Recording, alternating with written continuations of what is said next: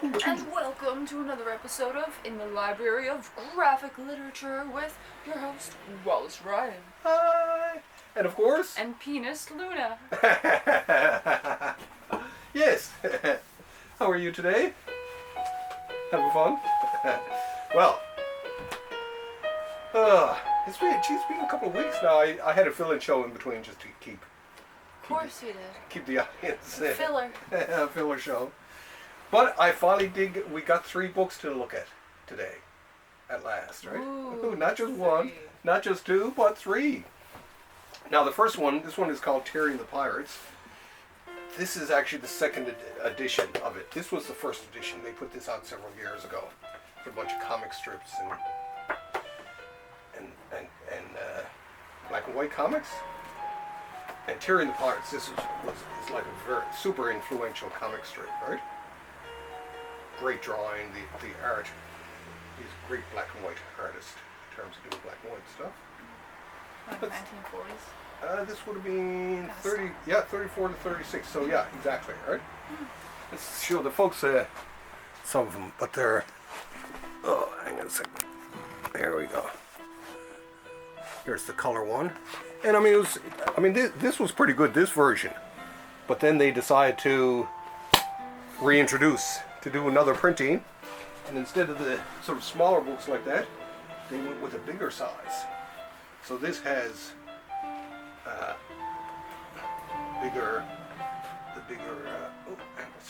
this is the Odyssey. Where's the main one? Actually, hold on a second. Where did I put that other one? Darn. Hang on a second. God. This was the fill-in one there. That's not it. Okay, well anyway, it came out in 2.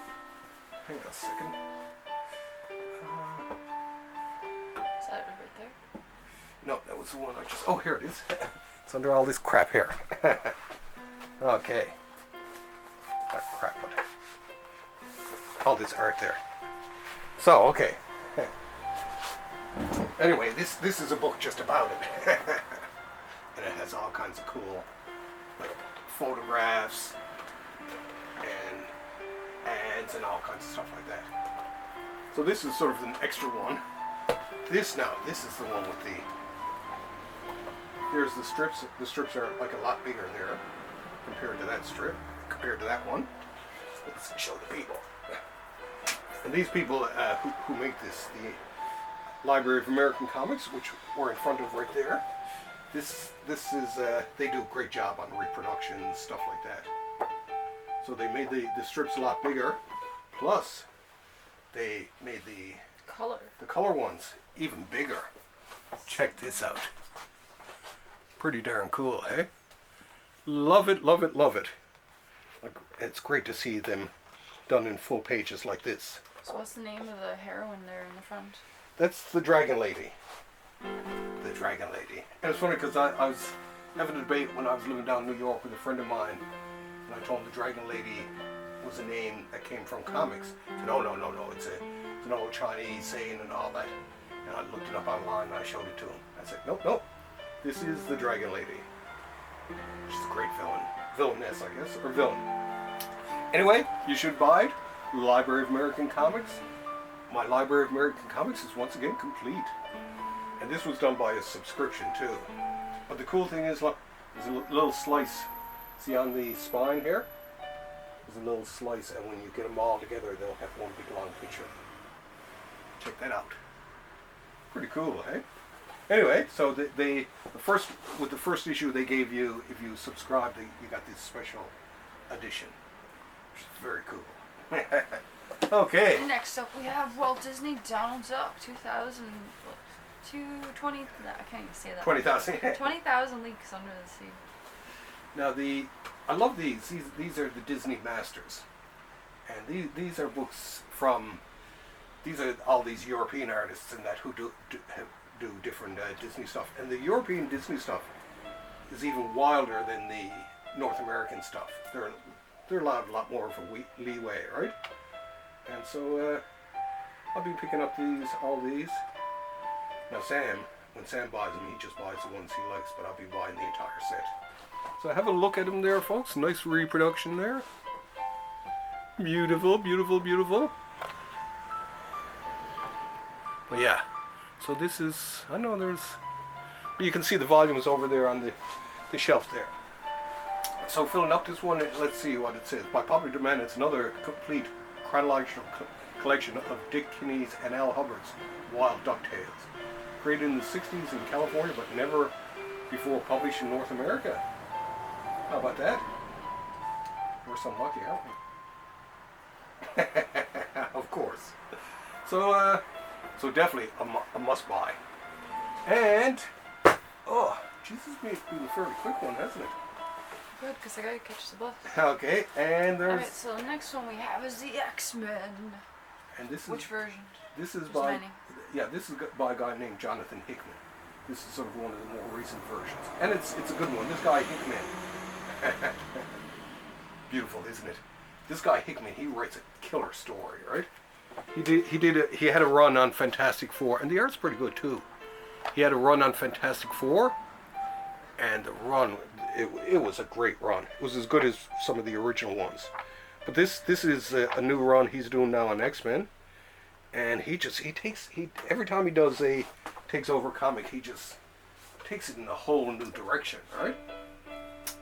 So this one definitely, for people who are into superhero stuff, you gotta buy yourself this, right? People who are into the Duck stuff, buy that Duck stuff. And people who are into adventure comics, buy the Terry and the Pirates.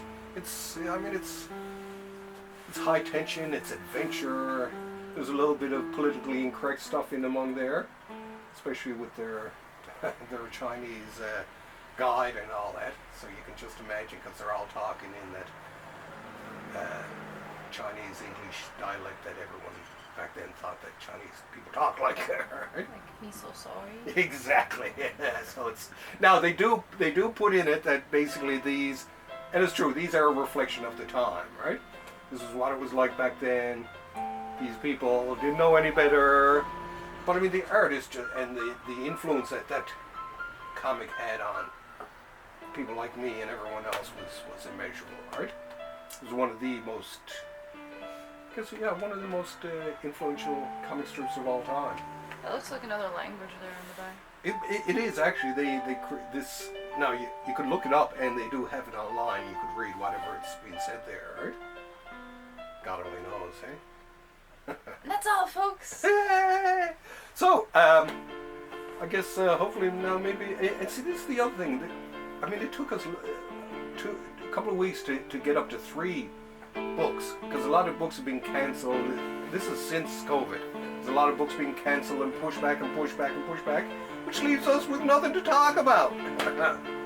Fortunately, we were able to assemble at least 3 books for this week. What do you think? Not bad, eh? Anyway, next week, if there's no new books, I might do another fill-in issue, just so people don't think I'm dead.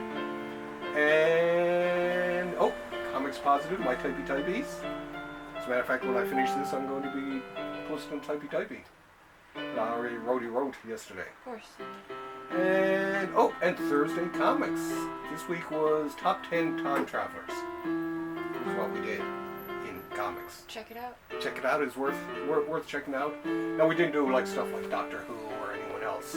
Actually, Doctor Who did have a comic, come to think of it. Been watching The Sandman, and I'm sad there was only 10 episodes, and now we have to wait till next year. Yes, yeah, and it's actually not too bad. It's very much like the comic, I find, right? You know, except for a couple of the casting changes, it pretty well does follow. Like the restaurant episode, it's very much like it is in the comic. It's spooky. So was the pigeon scene, except, yeah, I don't know if she put her hands out like that, because I remember that being a specific scene. Yeah. But I gotta go. Okay, well, show's over. Show's over. I might get the cane and haul you out. And haul me out. Okay, so I'll see you next week. Thanks for having us over. Keep reading comics and play us on out.